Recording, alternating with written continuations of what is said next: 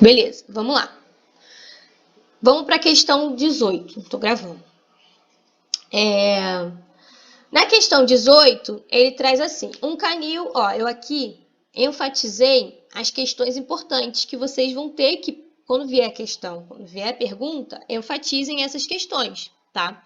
Um canil tinha uma subestação de trabalho onde criou para venda Cocker Spaniel de coloração chocolate por várias gerações. Então, se o cara já falou aqui que é uma subestação de trabalho e ele, por várias gerações, criou o Cocker Spaniel chocolate, já falou que ele é homozigoto.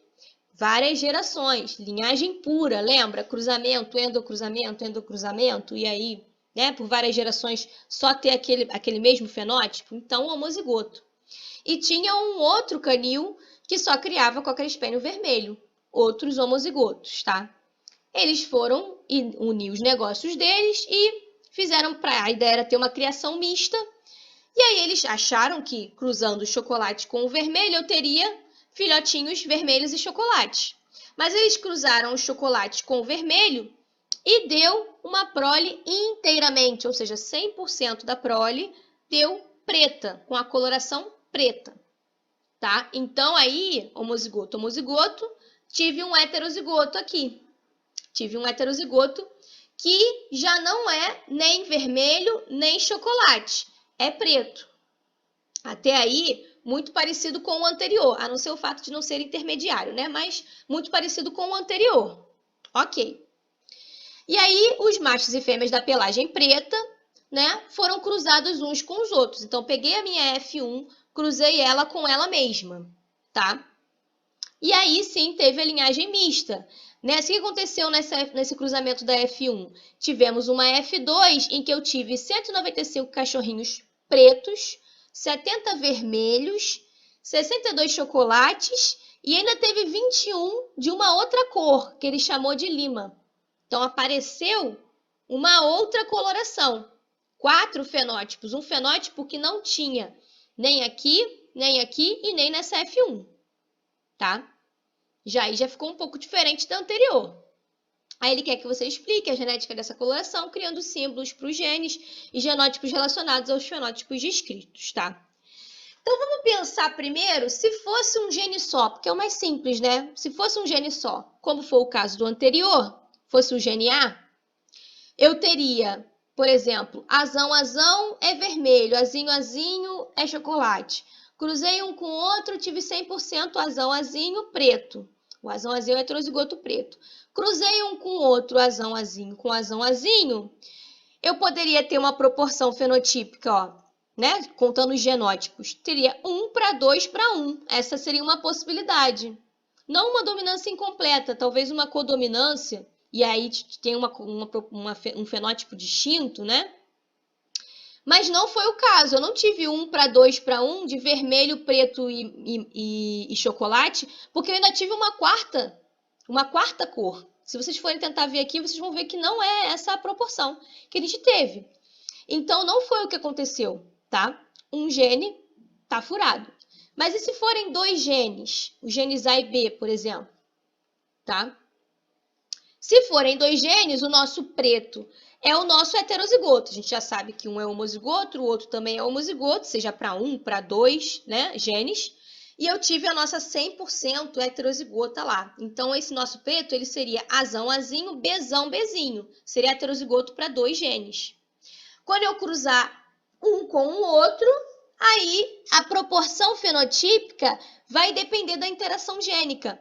Porque como a Camille aqui perguntou, né, quando são 2 genes e 2 características, cor e forma do rabanete, se fosse a cor e a forma do pelo, mas aqui eu não estou falando de 2 características, não. Estou falando de uma característica e 2 genes influenciando nessa característica. Aqui eu estou falando de interação gênica. 2 genes que vão interagir e juntos vão chegar naquele fenótipo. Aquele fenótipo de coloração da cor do pelo aí dos cachorros, tá? Então, qual vai ser a proporção fenotípica da F2? Ele deu aqui qual que deu e qual vai ser? Vai depender do tipo de interação gênica que eles têm, né? E aí tem aquele slidezinho que eu mostrei para vocês lá na aula de neomendelismo, Sempre detenham seus slides. Os slides, neles estão todas as respostas. E aí, eu fiz um slide que é justamente para isso, para trazer um resumão da interação gênica, das interações gênicas que a gente estudou, tá? Quando a gente tem mais de um gene influenciando a mesma característica, tá? E a gente vai ter proporções fenotípicas aí apresentadas diferentes, né? Normalmente daquela que o Mendel observou para duas características.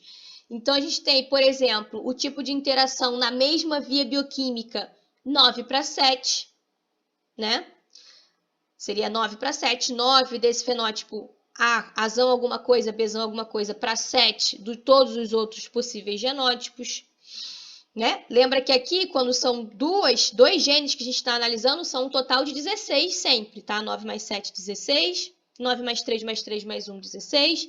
12 mais 3 mais 1, 16. É um total de 16, tá?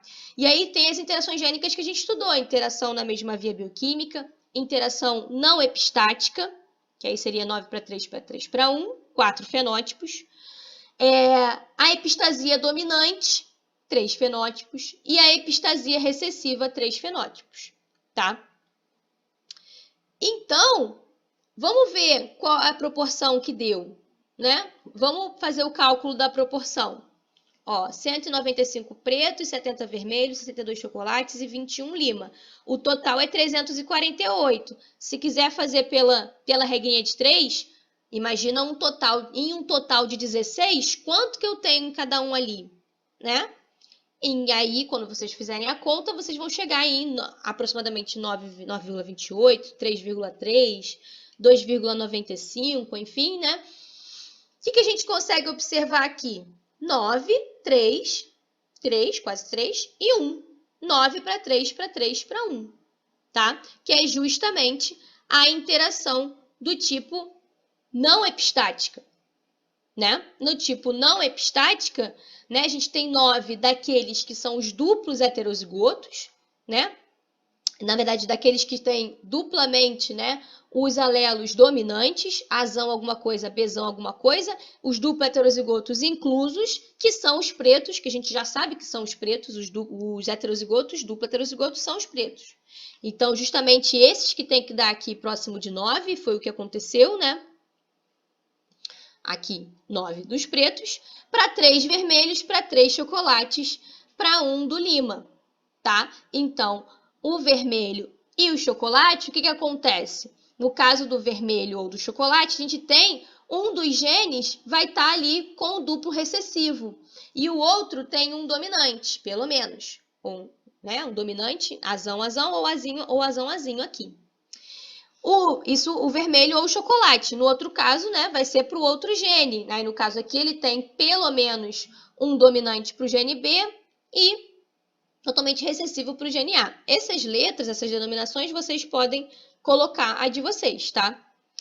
Para aquele que não tinha aparecido até o momento, que seria o totalmente recessivo. O totalmente recessivo não tem nem esse fenótipo aqui, nem esse aqui, nem com os dois dominantes. Então, a ausência dos dois dominantes, dos dois alelos dominantes dos dois genes, né, leva a um quarto fenótipo, tá? Então, a gente justamente encaixa aqui. Se esse vai ser o vermelho ou se esse aqui vai ser o chocolate, tanto faz, tá? Vocês é que vão determinar. Porque aqui, no caso, não faz diferença.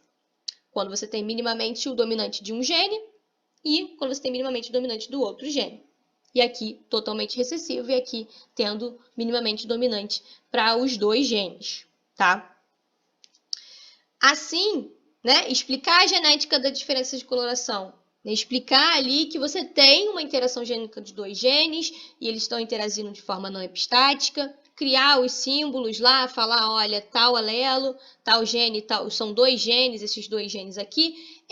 Esse genótipo aqui está relacionado a esse fenótipo, esse genótipo aqui está relacionado a esse fenótipo, esse genótipo aqui está relacionado a esse fenótipo, e por aí vai, assim você consegue determinar ali a explicação genética desse caso. Deu para entender? Alguém tem alguma dúvida desse?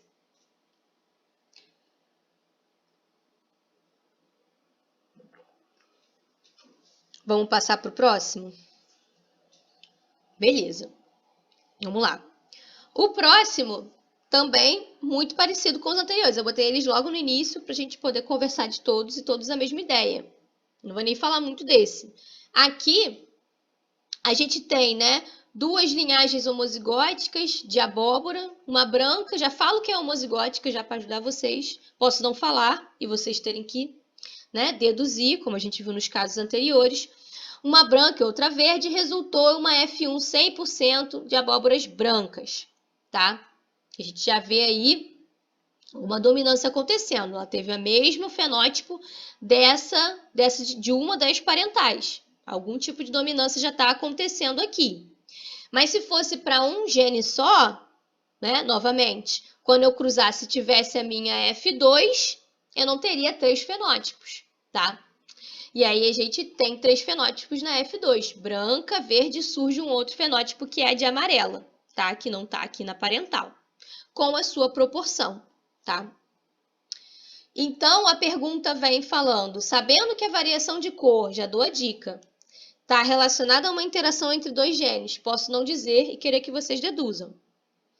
Propõe uma hipótese genética para explicar esses resultados, indicando o genótipo para os indivíduos das 3 gerações, da geração P, da geração F1 e da geração F2. E aí, quando eu falar que eu quero que indique o genótipo das 3 gerações, da P, da F1 e da F2, coloca lá a P de cor branca tem esse genótipo. A P de cor verde tem esse genótipo, tá? Se não der para dizer o genótipo certinho, coloca assim, Azinho, Azinho, Bzão, alguma coisa, tá?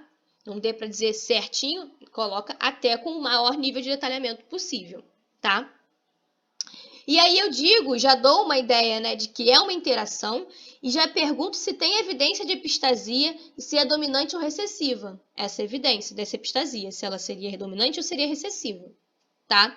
E aí vocês façam lá novamente a proporção.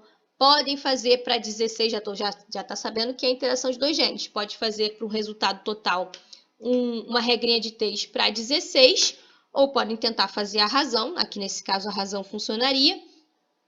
E aí vocês vão ter lá valores próximos da proporção fenotípica 12 para 3 para 1, que já indica aí uma epistasia dominante, tá? Que a gente também viu, é uma das que a gente viu aqui, tá? A epistasia dominante, ela acontece porque a gente tem ali um alelo que é epistático, que ele sobrepõe quando ele está presente, e esse alelo é um alelo dominante, tá? Então, aqui, por exemplo, eu coloquei como se fosse o alelo azão sendo o dominante, que aí quando ele está presente, não importa o que vem depois, tá? Azão alguma coisa, bezão alguma coisa, azão alguma coisa, bezinho, bezinho, ou no caso também você pode representar como azão alguma coisa, alguma coisa, alguma coisa, tá?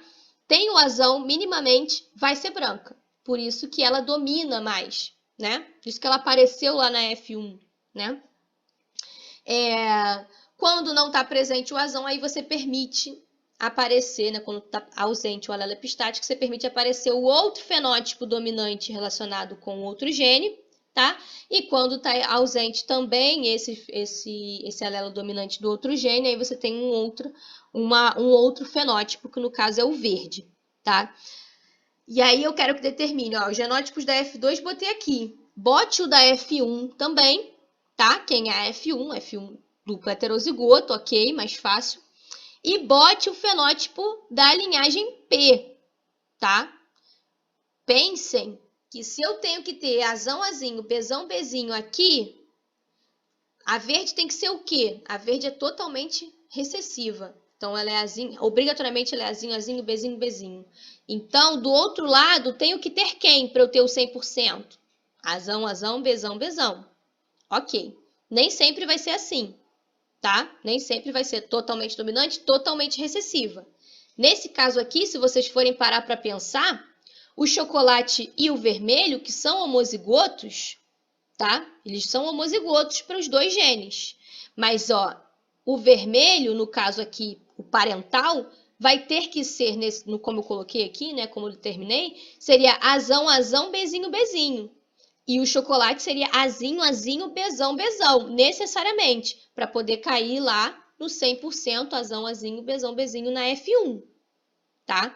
Então, determinar, às vezes, o genótipo parental não é tão simples. Tem que pensar aí em como é que é a F1, tá? E aí, nesse caso aqui, eu não pedi, então não tem problema, eu não pedi, eu falei genótipos relacionados ao fenótipos descritos. Tudo bem, colocou lá em relação aos fenótipos que estão descritos, preto, vermelho, chocolate, lima, não tem problema. Aqui, eu pedi eu quero o genótipo para os indivíduos das 3 gerações, P, F1 e F2, tá? Beleza?